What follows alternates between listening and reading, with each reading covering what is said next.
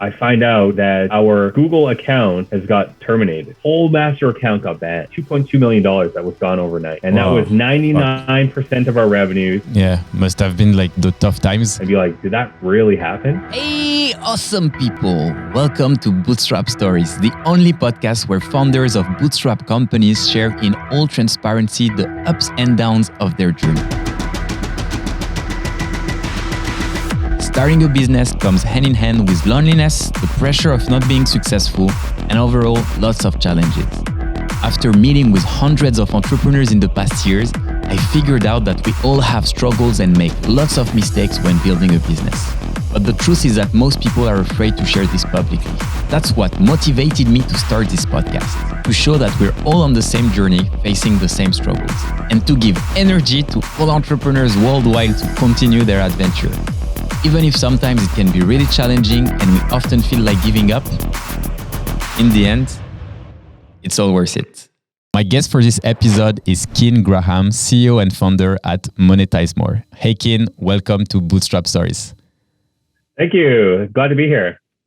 I'm super happy. I've looked into your website, check out the growth, really impressive. So can you maybe let our audience know a bit more about where you at in terms of ARR and company size, and also when you started the company? Yeah, so we're just wrapping up 2021 now. So we are on track for 83 million in ARR USD. And our team is now close to 210 full-time team members. Wow. And where are they located? Because I remember you've been traveling a lot. So is your team in the US or pretty much like distributed? So all over. We're a Canadian company, but we're 100% remote. So I'm based out of Vancouver, and our team is all over the world. Canada, US. We have a lot of team members in South America, Europe, all over Asia. So we're pretty well distributed, and it's kind of tough sometimes because people ask like, okay, where exactly are your team members? And a lot of them are big travelers like myself. So they're moving. So, a common question when we have our meetings are like, oh, okay, where are you right now? Where are you right now? Like, where have you been traveling? Where are you going next? It's like a common kind of like happy conversation because, we don't just allow traveling, we encourage it. Nice. And when did you start the company? Back in the beginning of 2010. Wow, nice. So it's 11 years in and really like a huge growth so far. And do you have like any co-founders? So I have 3 other business partners I kind of joined later on. It was just me for the first 3 years. And then with our 3 other executives, they have managed kind of different parts. They have a COO, a chief product officer, and a CTO. Nice. And when you started the business, was it like a software business or was it more an agency and step by step you kind of like added the software part when your CTO joined you? Yeah. So we started as an agency. I was pretty much a one-man army for the first 3 years, learning and coming up with this ad optimization business model. And then, once I kind of like perfected that with the first client, my first client was actually my last employer. And I came back to them after a trip in South America. And I came up with this idea of like how I can increase their ad revenue because they were just running Google AdSense. And I was like, wow, well, Google has a monopoly over your ad inventory. What I can do is create an auction of Google compete against all their different alternatives via an ad server, which is like the brain of the ad inventory. And once I have them kind of competing, if you apply simple economics where supply stays the same, being the traffic, and you increase the demand for every ad placement, then your revenues are going to increase, right? Because the price for every ad impression goes up. And I offer that to them and said, that's great, but we can't afford to pay you a retainer. I said, that's fine. I'll charge you a percentage of the increase in ad revenue. If I don't increase your revenues, I'll charge nothing. They're like, great, let's try it out. And it just, first month I did some testing on the text ads, I changed the title variation, the font sizes, the font colors, the background colors, and I was able to increase it by 10% in the first month. And then I started with having AOL compete against Google in the second month, and it went up 25%. I was like, okay, this is working. I kept on testing different things, and some worked, some didn't work. And the ones that worked, I just kind of went further and further, and I kept on adding other companies to compete against Google. And it just went up and up and up. And I made them additional million, had my first testimonial, perfected the business model. And now we offer this to websites around the world. And we did that initially via the agency model. I hired people, taught them how to do ad optimization. We slowly built different departments. And then our CTO, he joined in 2015. And that's when we started building the technology. So he built the first iteration of our platform. And then we started hiring engineers around him. And now we are a technology company. We have many different tools. Pub Guru, which is our business intelligence platform. We have Traffic Hub that detects and blocks bot traffic. We have a free Chrome extension that allows ad optimizers to debug their ad inventory. And it's all built around, we still have this agency model where we work with these publishers to optimize their ad revenues. We either do everything or we work with their team, but we're all doing this via using our own technology to optimize. And it's, the whole reason we exist as a company is to empower ad monetized publishers. And it's all around these, our ad optimization experts and the proprietary technology. That's nice. And just walk me through kind of like the business model. Do people, because you mentioned that you started as an agency, which down the line takes a lot of hours, like man hour, I would say. But now that you have like a SaaS business, is it self-service? Like people can go sign up and start paying a subscription without having to talk to anyone? Or is it something where you still have like, I don't know, like people, key account managers or success managers to onboard your clients? How does that work exactly? So yeah, it's a bit of a mix. With Traffic Hub, they can start self-serve. We have a free trial for 7 days. For some of the others, they're kind of more complex. They require more of a complex type of setup. So we have team members there in support, customer success, and then eventually ad optimization, just to make sure that they get the right setup, because it can be quite complex setting up your ad inventory in the optimal way.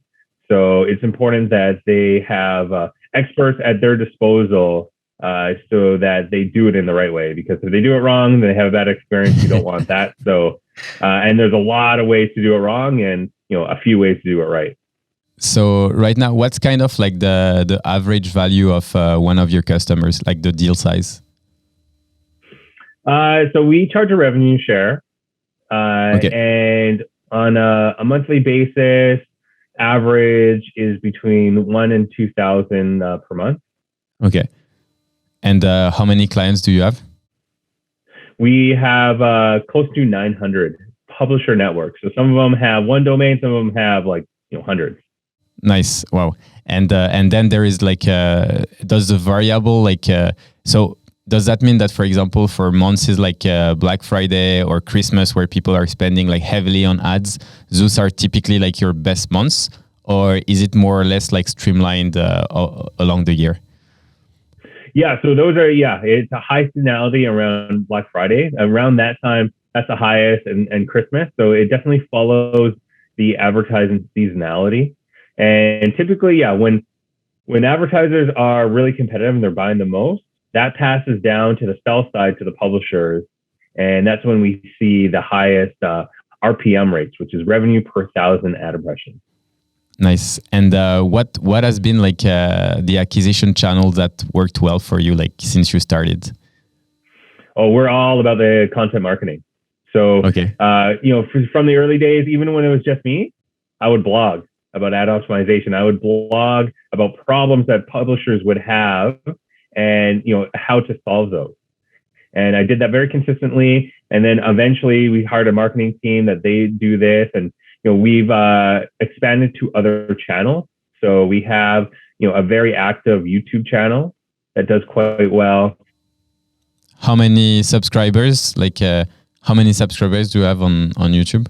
We're now about 5,500 for Nice. for like a very niche industry. So yeah, we've been really happy about that. That's been like consistently growing and getting a lot of engagement for the subscribers that are there. Yeah, because everyone who's watching the video is potential customers for you, right? Yeah, well, exactly, right. And what we found was the leads that come through YouTube are disproportionately higher quality versus any of our other channels. So, and we get like a fair bit of leads compared to our marketing channel. Like our strongest is blog SEO. You know, if you search anything very specific about like ad optimization, you know, our blog is going to come up, right? We have Nice. a very in-depth articles of how to solve these problems, how to take advantage of opportunities. So you know, those are two like big ones. Another one that we do is we do a lot of forum marketing. So whenever people have questions, they typically go to Google product forums, and then we will answer their questions. So we are a top contributor on Google product forums. So we're constantly answering their questions, solving their problems. That's a really big one that they go to. There's webinars that we do, social media. We have over 45,000 followers across all our social media channels. So that's done well for us. And like, you know, we do like a little bit of outreach, but it's mostly content marketing inbound that gets the majority of our leads and the highest quality leads as well. That's what's interesting when you mentioned like YouTube is you are basically like getting a lot of leads from inbound, different sources. So you have SEO, you have content when people are sharing. Then you have like this very like niche channel where you actually like have highly interested leads watching your videos. When you spot that as an opportunity, because if you spot that your leads on YouTube have like a much higher conversion rate or average customer value, how exactly do you double down on YouTube so it becomes like your number one channel? Like, have you decided, I don't know, like to maybe like put more investment on YouTube or just like spend ads on YouTube and get more people? Like, what's your strategy around that? Yeah, so we double down by putting out more content. So, okay. You know, originally we would do some like how-to videos. That's kind of how we started with. You know, it's like a formula that's worked really well for our blog. And then we expanded to ad tech news, right? So, you know, things that would be going on with like GDPR privacy, you know, big mergers and acquisitions in the industry, big changes from Google. You know, we would kind of like say what the news is and then how this affects publishers. Yeah, so we did that. Some other videos that have done really well because we kept on doubling down was kind of stories with the business, like founder stories about you know, interesting things that have happened with the business that kind of inspire entrepreneurs. And you know, I usually, you know, these are me filming these videos, and I'll talk about some lessons or takeaways that I had from it. So inspiring other entrepreneurs, you know, typically in the ad tech industry. We go with that. And then because we're a 100% remote team and it's something that we really kind of live on our sleeve, we also have some videos about that, about building a remote culture, because it's something that we really believe in and we've been doing for 12 years now.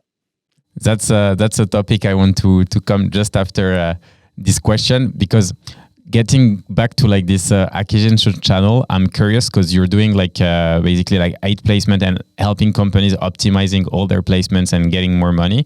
Something that I've seen a lot on all these websites is also affiliation. Is it something that you've tried to implement or not? Association for the user? Yeah, so for example, let's say that your customers will bring or put a link on their website to your company, and let's say if like referrals or something like that. Mm-hmm. Oh yeah, so like we use Google UTM links to pretty much attribute where we're getting our leads. So we do that. We're actually doing another round of that because, you know, there's a certain amount of leads that don't have UTM referral links. So we're actually measuring our UTM coverage right now, because not only do we want to know where they're coming from, we also want to know which product call to action they're actually clicking on, so that we can send them to a more relevant page for that particular product, which will increase the conversion rate. So that's a project that we're actually working on right now.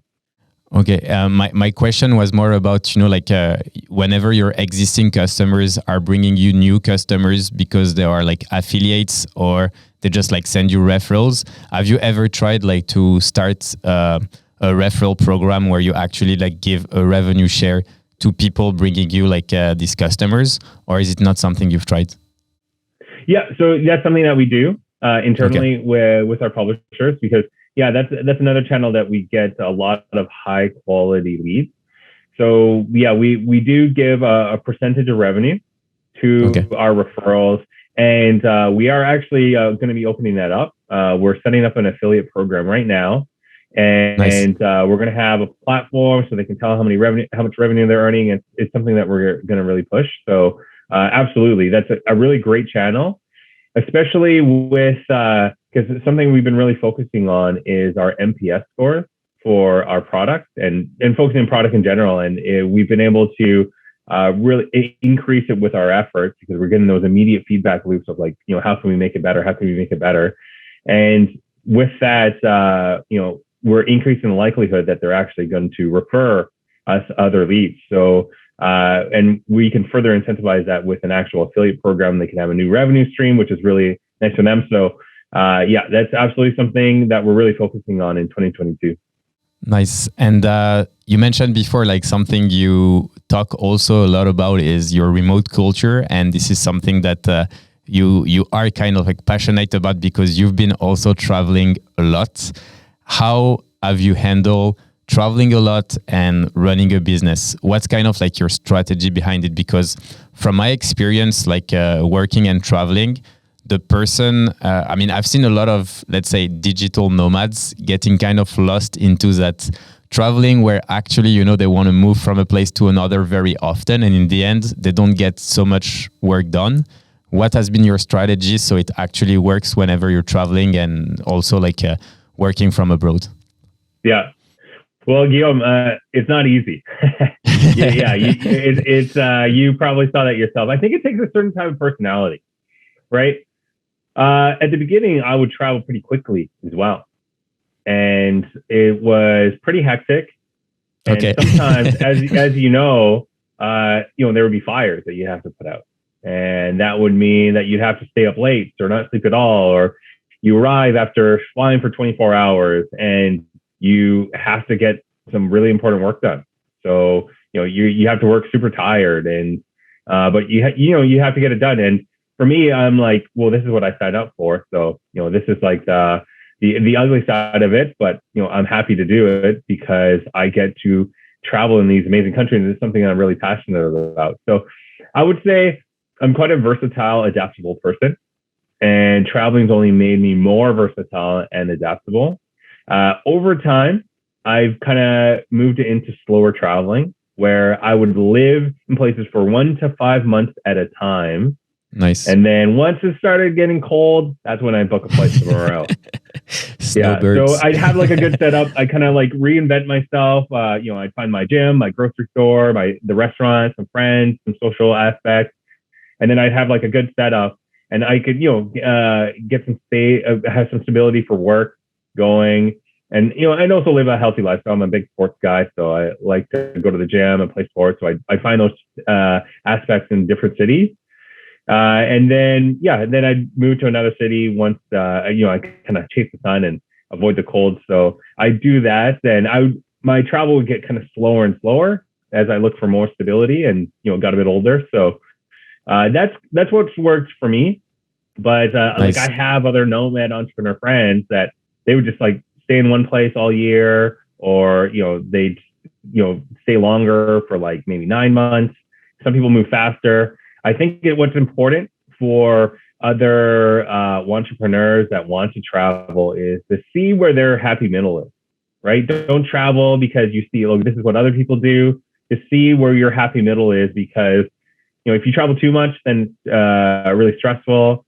If you get bored in a place, then maybe you can travel, more quickly and see more places. So I think it's kind of like a personal calibration, and it's okay. Like some people, they just can't handle how hectic traveling is. It's a really nice idea, but if you're unhappy traveling, then what's the point?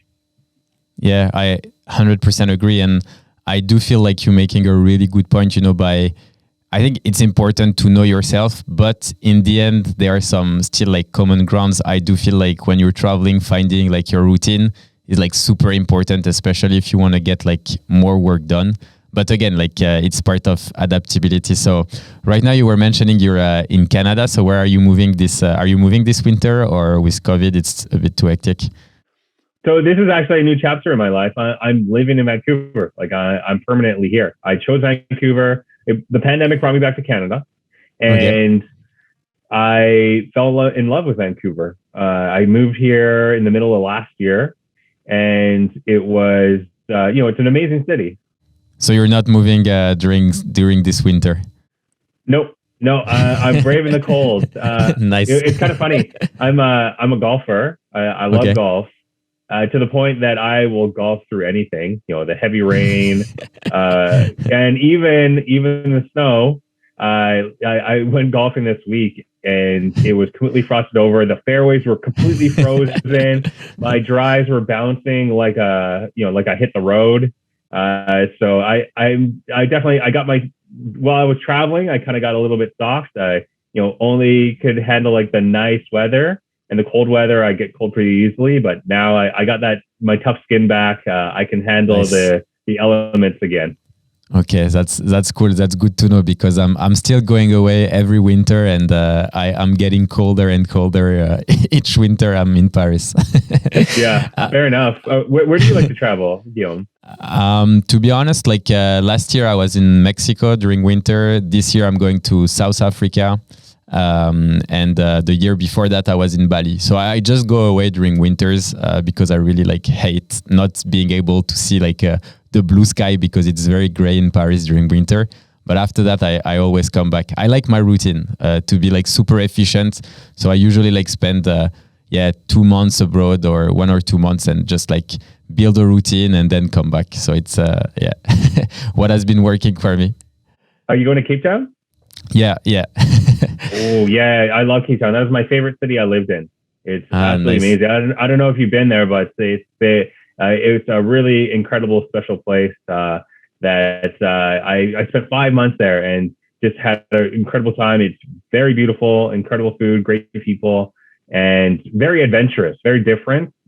For someone who's traveled a lot, I really appreciate places that are a lot different from the other countries, and of course, where I'm from in Canada. I'm really looking forward to this. Living in about like 2 weeks, so I'll tell you like how I felt about it. And, yeah, absolutely. I'm interested, and if you want any tips, I was there for a long time, so I'm happy to provide any tips. Awesome. We'll reach out. And I'm also curious, because it's not as if you're like a digital nomad. You also have like a huge team. Early on, you told me like how many? 200 and... Yeah, around 210 right now. Yeah. 210. Okay. So 210 people, fully remote, or do you have an office? Fully remote. The closest thing we have to an office is a mailbox. Nice. And how exactly do you maintain like a culture with 210 people abroad? Like, what are the way you're using to communicate, like interact with each other? Like, what have you found like working well or not? Mm-hmm. Yeah, so culture is a big aspect, and it's something that we started to be intentional by just creating a culture doc. Created a PDF. Chose 3 of our most important pillars, which are also close to my personal values as well, and it's something that I wanted to incorporate in the culture and encourage amongst all our team members. And this is a living, a changing doc over time. We adjust it about every year, and it just talks about the values of the company and our mantras, and what's the most important and what we encourage. And it's not just a doc that we put out there, because I know there's a lot of companies that just use it for PR, like this is what we are, and then actually work for the company is a different story. It's something that we really live for. We leverage it in every possible way. When we're making hiring decisions, we incorporate our core pillars. When we make terminations, those are the reasons why we make terminations. When we promote team members, who we choose to promote, why we choose to promote, the reason we give to the rest of the team, we incorporate our culture. Even when we have recognition programs, we give shout outs on Slack to our team members who kind of go above and beyond. And we always relate it back to our culture. So whenever I'm like kind of speaking in Slack, giving recognition, giving some type of feedback, I'm always relating it to the culture, and as many times as I can to the mission, empowering and monetized publishers. So basically, like for communication, you only use Slack, or do you use like any other tool? Yeah, so Slack is kind of like the core to it. And we have a lot of extensions that connect into Slack for a lot of different automation, notifications, getting the right team going. So Slack has kind of been the core to it. For kind of quick one-on-one, we use Skype. We use a combination of product management tools like Jira, Trello, ClickUp. Kind of like depending on the team and the function, we kind of use a combination of those. And then for calls, we use Google Meet and Zoom. You were mentioning that for culture, you also have like this link to whenever you're hiring people or firing people. Can you walk us through maybe like the hiring process, and also like how do you make sure that someone you've just hired and who's remote is onboarded properly, and after let's say 3 months, that they are a good fit in the team? Yep. Yeah. So the thing before anything, where we prioritize the highest, is culture fit interview. So that's the very first interview that somebody goes through to make sure that they're a good fit. Who's doing that in your company? Is it head of culture or HR? Okay. Yeah, within the HR team. Yeah, someone who's like heavily involved with culture and has a good fit, and is also a good example of the culture, of course. Yeah. So first is a culture fit interview. And then we have an interview with the actual hiring manager, in that team. So that'll be like a competency interview. And then after that, we'll have a test project. So we'll give them a project that is, most relevant to the tasks and responsibilities that they'll have.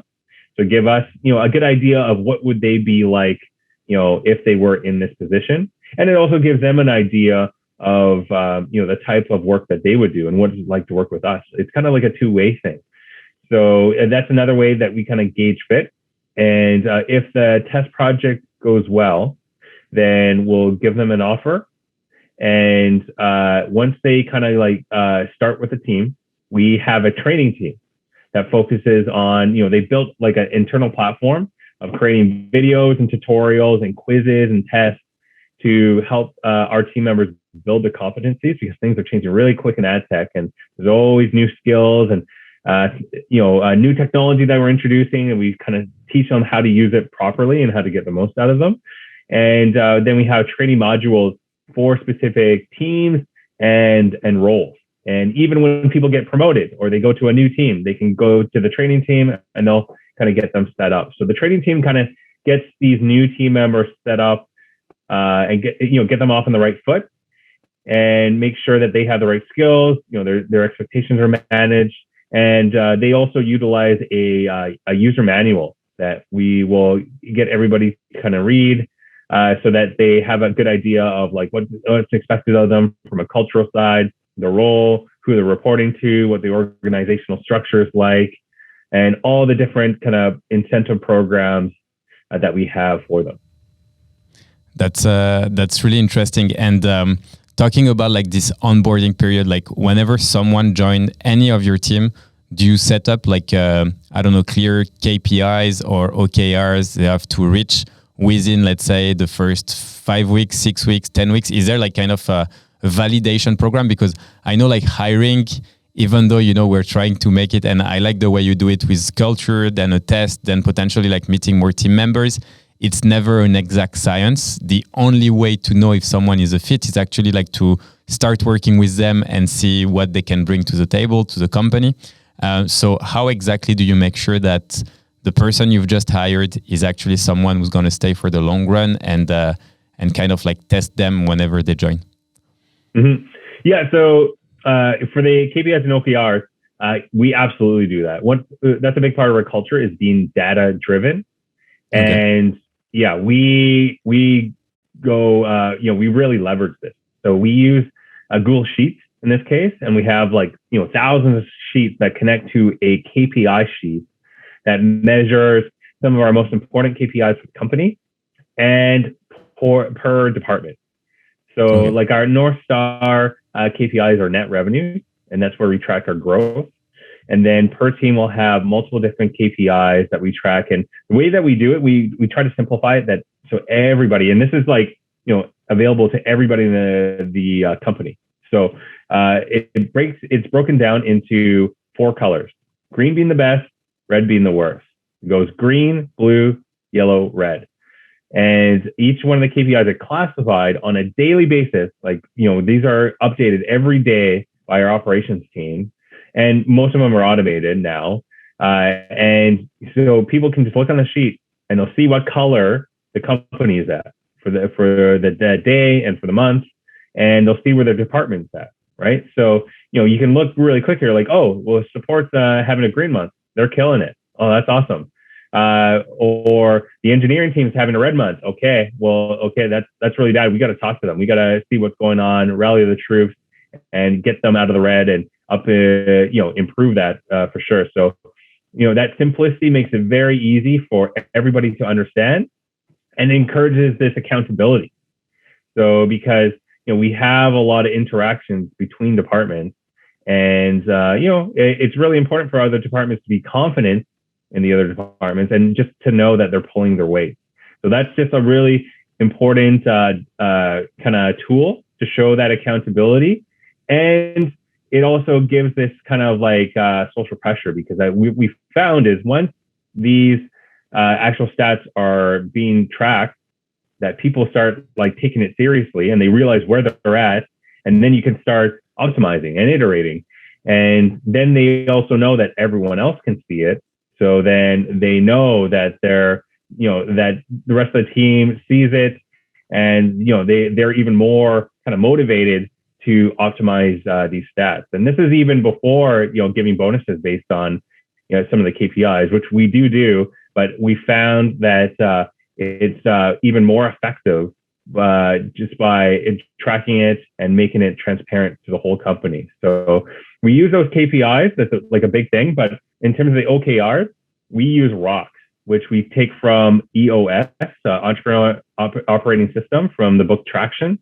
And we've implemented that system. We've implemented level 10 meetings and these rocks, which are otherwise known as OKRs or goals. And we have 4 to 7 rocks per department. And then we have 10 rocks for the whole company. And then we have rocks for individuals as well. I have my own rock, and we update it every quarter. Could you give us an example of, for example, one department, just so people can kind of picture themselves of what you're tracking and in which way? Yep, absolutely. So I'll give the marketing department as an example. So their most important rock is a marketing lead score. So for all the leads that come in, we score the leads based on what their traffic level is. The larger the site, the more valuable they are for us. So we'll score them based on that, and we have a monthly lead score kind of rock for the quarter. So that's kind of the most important one, and then we kind of break it down further. We have a rock based on the lead score that comes from webinars. That's something we've been really working on improving. We have some projects to increase our user attribution and some of our tracking. So we've been working on tracking our cost of acquisition and lifetime value, which is a little more tricky. Typically for other SaaS companies, they're only getting it from Stripe and they can just get it from Stripe. But the thing with ours is we have to get it from many different sources. And just to consolidate that can be pretty tricky and very time intensive. So we've been tracking some of those projects for that. And then we have other KPIs, related to our social media, leads. And one market we've been really focusing on, we've been growing a lot, is in Latin America. So we've been tracking the traffic and leads that come from there and looking to boost those. And then we have another one for our conversion rate, to increase our conversion rates. And we've been doing a lot of tests on our sign up page. So we've been kind of going deeper there. So pretty much like our biggest focuses for that quarter, we'll turn those into rocks. And that's what happens within the marketing team. And then, for every other team, they'll have their set of rocks. That's really interesting. And do you feel like, I'm going to rephrase the question. Sometimes I felt like whenever you give too specific objectives to people, they will always try, especially if it's linked to bonuses, to optimize all their work toward one specific goal, which means that sometimes they kind of like forget about the rest, which is also highly important for the company growth. Do you feel like there is a trade sometimes in setting up like too many OKRs and, objectives or KPIs for the team and the actual work that is done? Or do you feel that when done properly, it actually like really works well? Yeah, it works well when done properly. You can't incentivize everything. And sometimes there's, some things that come up that are unexpected outside of the scope of the rocks. So we stick to 4 to 7, because that seems to be like the happy middle. What we do also incentivize, though, because sometimes you need to help other departments. And, that's something that we encourage, is to think holistically, right? You have your rocks and your personal incentives, but to, be a team player, think holistically, what's going to be better for the company. And that's actually one of the criteria that we rank on for our performance reviews. So we do performance reviews every 6 months, and we have 5 criteria, our 3 cultural pillars: reliability, enterprising, and Kaizen. And then one of the other criteria is holistic approach to adding the business value. So, and that's kind of where it comes in, right? You can focus on your rocks, you can focus on your goals. But if, you say the sales department needed the marketing department to help out on something, and then they just ignore them, or just don't even prioritize it at all, then they're not thinking holistically. So that's kind of how we cover that team player kind of like holistic approach type of side, so that they are thinking about those other things. And whenever something unexpected that's higher priority comes up, they can still prioritize it. No, that's really interesting. And who in the company has been in charge of setting up, like all these processes, KPIs, OKRs, and rocks? So I'm heavily involved in the KPIs. We kind of pass that responsibility down to each one of the team leads. So they'll propose their own rocks. We'll kind of work with them to setting up their KPIs. And then based on who they report to, whether it could be to me, to our director of operations, it could be to our COO, they will kind of like go back and forth and say like, okay, these rocks need to be changed, because, we don't want them to sandbag their rocks to make it too easy to achieve. So that kind of like discussion back and forth will find like a fair level for the rocks, for the goals, and what the KPIs that should be measured.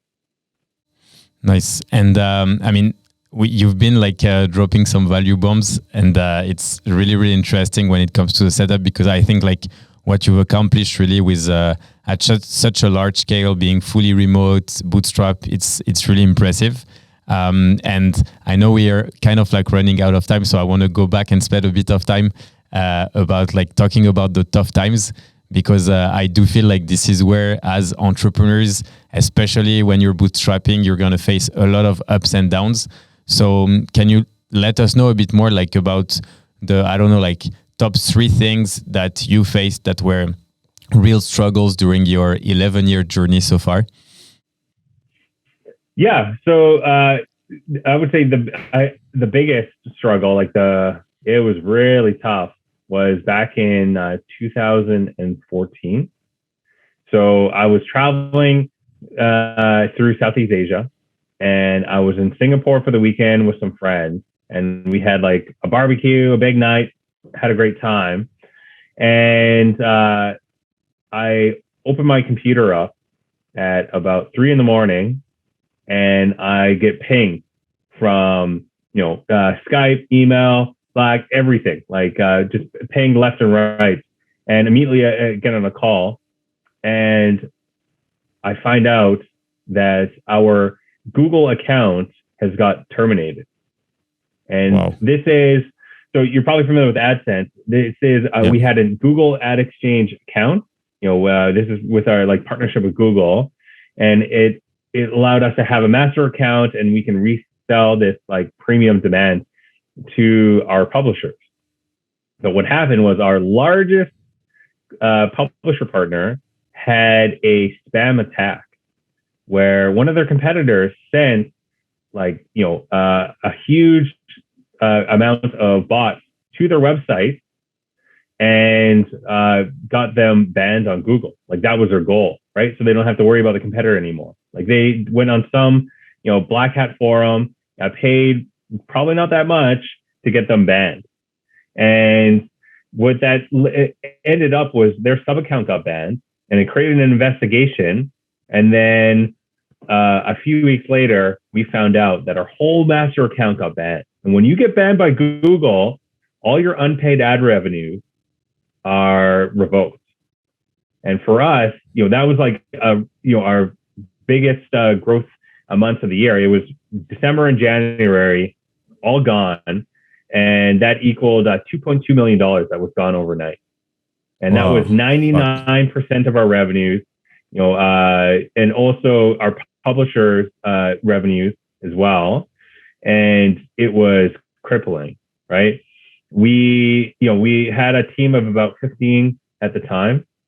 And, when I received the news, I wasn't sure if we were going to make it. And it took, kind of digging deep and really rallying and just realizing how important this is, because it wasn't just about me anymore, right? When it was the first 3 years, it was only me. Now we had team members that were dependent on the company. Like they fed their families based on the income that they got from MonetizeMore. So it kind of had this greater meaning. And, I realized like I owe it to these people. So, I didn't sleep that night, just dealing with the situation, communicating with the publishers, trying to salvage relationships.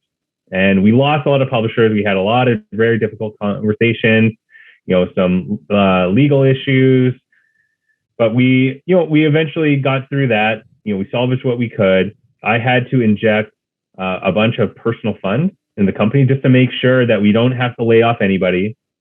Everybody continues to get paid on time.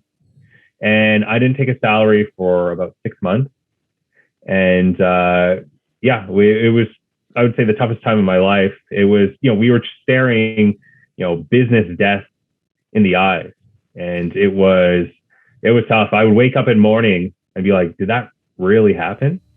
Yeah, must have been like, I can't feel like And how long did it take to get the account on Google back? So we didn't get that actual account back, but eventually we repaired the relationship with Google. And this is actually, so it led to 3 really important takeaways. So first of all, we learned that we should diversify our revenue. So that's where, we kind of focused more on the larger publishers, and, we created other kind of products and revenue streams that we can, rely on to diversify those revenues. We also created a really stringent screening process so that we make sure that any of the publishers that come onto our platform, that they are 100% Google compliant. And if they're not, that we can advise them on specific changes they need to make to be 100% Google compliant to prevent any of these terminations. And then the third was actually building a technology to proactively detect and block bot traffic. So, what happened to our publisher partner and what happened to us was very painful. And, no one's going to take it more seriously than the ones that have been burnt from it. So this is, it's happened to us. It's happened to other companies. It's happened to other publishers, and they can have this thriving, business that's making millions of dollars, and then overnight it's gone. And all it takes is a Machiavellian competitor to pay, about $100 on a black hat forum to take them down. And Yes. the door is figuratively wide open, unless they have some type of technology that actually blocks ads from showing to this bot traffic. And that's what we built with Traffic Cop, because it's the biggest risk to ad monetized publishers. And of course, it was very painful for us. So we hired a machine learning engineer team to actually come up with all the different kind of fingerprinting to identify whether a user is human or bot, and prevent any non-human traffic from seeing these ads, which will prevent them from getting terminated by Google and losing all their unpaid ad revenue. So it was Traffic Cop was the biggest thing, and now it's turned into a large revenue stream for us. It's really protected our publishers. These founders, they can sleep at night. So it's a very big change for because you've grown a very successful business. Can you imagine if it could just be gone overnight, just by It's crazy. competitors that can just like attack it? And would you want to leave the door open to be vulnerable to such an attack? Of course not. So we built a solution and empowered these ad monetized publishers to protect their business. I think it's, first thing is the person who did that in the first place. I don't know, I don't really understand people running business like this. I think it's very weird way to try to just, competitor is healthy overall. I think it shows that it's a healthy market. But what you did is actually it's brilliant. You faced a problem, found a solution, and decided to market it. So congrats on that. So you were talking about diversifying your sources of revenue because you were a bit too much dependent on those Google platform. With Traffic Cop, you have a new source of revenue. I was on your website checking it, and I've seen quite a lot of products. How kind of the revenue split between all the products? Is it equal, or do you have free product to attract also traffic? How exactly what's the strategy behind it? So our premium publisher offering is our bread and butter. So those are kind of the largest, most sophisticated publishers. That's where we kind of fit the best, especially compared to the MonetizeMore alternative. So that's the big one. We have the pro offering, which is kind of a medium offering. That's a good source of revenue. And then Starter, which is where we offer Google Ad Exchange. That's for our kind of small business. So there's those. Then we have Traffic Cop, of course. And we also have a business intelligence platform, PubGuru, that we can offer a loan for those really large publishers that they just want to run everything in-house, but they want access to a platform. They can consolidate revenues, because we come across a lot of publishers, even today, they have many different revenue sources, and they will track it by, doing manual data entry into spreadsheets. Right. And sometimes we even come across founders that do that manual data entry, which of course they can spend their time a lot better on higher level tasks. And, traffic, the PubGuru allows to automate that, but also kind of go deeper. It allows these ad optimizers to build custom reports, to, run reports like revenue attribution or even profit attribution. Say if they're buying traffic, they can actually tell which traffic campaigns are they profitable on based on the ad revenues that they're earning. And then we have other deeper level reports that allow them to further increase their ad revenues. It all comes back to this empowering ad monetized publishers. That's nice. And do you see a lot of upsell between products? Is it does that give you kind of a net negative churn with this multi-product strategy? Yep. Yeah, exactly. So Traffic Cop is a very natural upsell. We also have this section of the PubGuru platform that is smart notifications. So we have technology that kind of scans their website and detects any errors, any issues, like if they have ads that are showing blank and they're not monetizing them, or there's misconfigurations, or there's susceptibilities. Maybe they're for GDPR, if their content management platform is not firing properly, then they can get fined by the EU. So we actually detect that and say like, oh, okay, you need to make these changes so that it's GDPR compliant. And then some of them is you're actually not detecting bot traffic, and you're leaving the door open for termination. So we have this natural upsell for traffic costs, right? And we have these natural upsells for deeper PubGuru reporting. So we kind of we provide value for very relevant recommendations, and sometimes those recommendations are upsells, and that has led to quite high expansion revenue. And Nice. Yes, we do have negative churn on average for 2021. No, that's really good. Congrats. And I guess it's a great way to wrap up the podcast. To finish, I have 3 questions for you. The first one is, what's your favorite book or podcast? Okay, so my favorite podcast for sure is My First Million. I love hearing those guys riff, and they Nice. come with incredible ideas and some really golden takeaways. And I find them really entertaining. They have a really good dynamic between Sean and Sam. My favorite book is Never Split the Difference. I found it's of course about negotiation, but I find it's really useful for communication in general. Within the team, externally to partners, to publishers. That was definitely a game changer book for me. That's really interesting. Second question, it's who's your favorite Bootstrap founder and why? I would have to say Russell Brunson. Ah, nice. First time someone mentioned it. Usually people go with Jason Fried from Basecamp. But yeah, I think Russell Brunson did awesome job. Why do you really like him? The business he's built is really incredible. I've read his books. He has he's very innovative. He has a lot of original ideas. And what an incredible marketer. What an incredible promoter. I listen to his podcast as well. He always comes with so much energy. And he's incredible. I think he has 5 kids as well. And he's built his business to, 9 figures. He's built an incredible community, and he's just such an incredible marketer.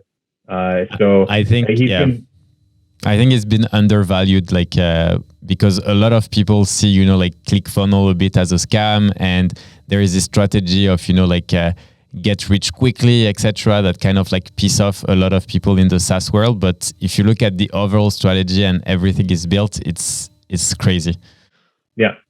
Yeah, absolutely. He's built an incredible business, and he has a really loyal following. The entrepreneurs that use his tool really love it. And just I kind of started from the marketing side, and I really appreciate that. And just some of his slogans, "You're one funnel away." I find it so brilliant. No, that's true. And final question: what's the one thing you like to do to regain energy during hard times? Oh yeah, so I'm a big sports guy. Whenever I come across hard times, I'm hitting a wall, I can't work anymore, I'm just not being productive. That's when I go off to the gym, have a workout. I go play squash. I go golfing. Golfing's really great for getting clarity for especially golfing if I'm on my own. I can just think about things. If there's a really tough decision, it's incredible for clarity. I play soccer or football in France, basketball. I play tennis. There's all types of. I love sports. I love being active. And once you get the blood rushing, the endorphins, you kind of see things clear. That's totally my way. If I'm hitting a wall, I do something active, and I feel so much better after. And that's been a really incredible tool, especially when things were tough. I talked about what happened in 2014.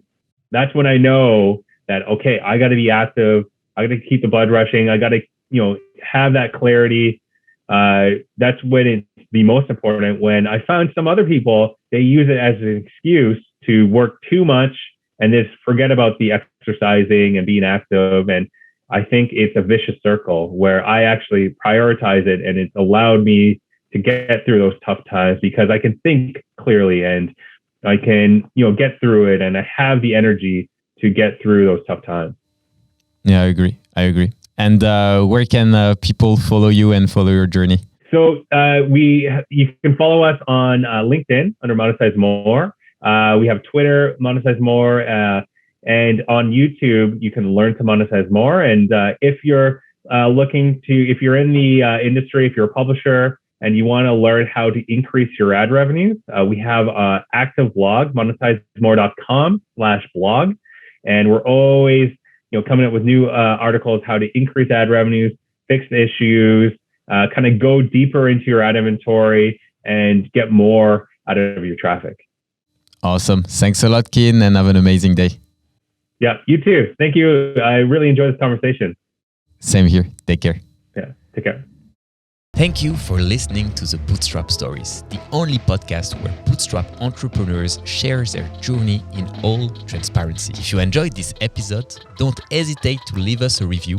And in case you want to see the interview, all episodes are live on the Guillaume Moubesh YouTube channel. Check out the link in the description and hit subscribe if you haven't already. Have an amazing day, and make sure to also join us in our amazing Bootstrap community where we all helped each other to become successful and grow a profitable business. Take care and talk to you soon.